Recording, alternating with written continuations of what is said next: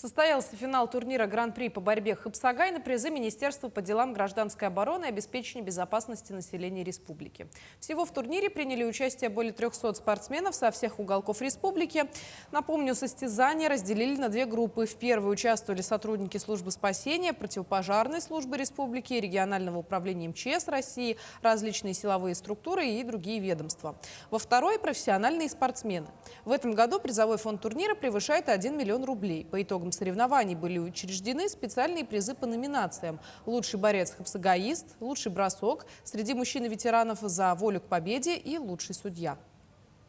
5 лет тому назад мы проводили его как первенство среди наших подведомственных учреждений.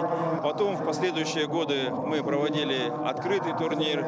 Потом по согласованию и поддержке Федерации по национальной борьбе «Хапсагай» уже был присужден в категории А, сегодня Гран-при.